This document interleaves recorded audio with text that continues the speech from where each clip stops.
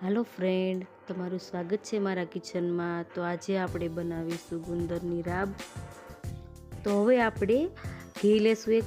તો હવે આપણે ઘીને થોડું ગરમ થવા દેશું અને ઘી આપણું એકદમ ગરમ થાય પછી એમાં આપણે ઘઉંનો ઝીણો લોટ આવે રોટલીનો તે ઉમેરશું। લોટને આપણે સારી રીતે શેકાવા દઈશું। લોટ એકદમ શેકાય પછી જેમાં આપણે ગુંદર ઉમેરશું। તો લોટ શેકાઈ ગયો છે તો હવે આપણે તેમાં 2 ચમચી ગુંદ ઉમેરી દેશું અને ગુંદને આપણે એકદમ ફૂલવા દેવાનો છે। તો ગુંદ આપણો ફૂલવા લાગ્યો છે તો હવે આપણે તેમાં ટોપરું ઉમેરીશું।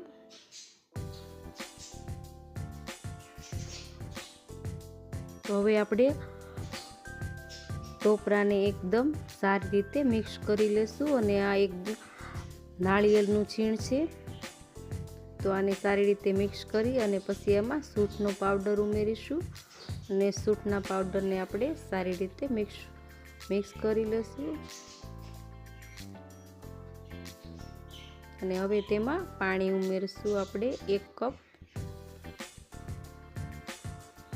તો હવે આપણે ગુંદને પાણીમાં 2 થી 3 મિનિટ ઉકળવા દઈશું અને હવે આપણે ગોળ ઉમેરીશું।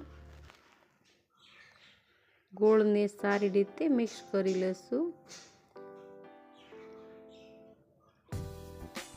અને હવે એમાં એલચીનો પાવડર ઉમેરીશું 1/2 ચમચી। એને પણ સારી રીતે મિક્સ કરી લેશું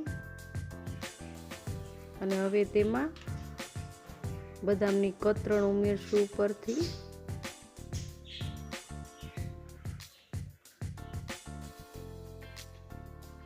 તો આપણી રાબ એકદમ ઘટ થઈ ગઈ છે અને રાબ આપણી તૈયાર છે। તો હવે રાબને આપણે સર્વ કરીશું। ગરમા ગરમ જ સર્વ કરવાની છે। તો તમને મારી આજની રેસીપી કેવી લાગી તે મને કમેન્ટમાં જરૂરથી જણાવજો।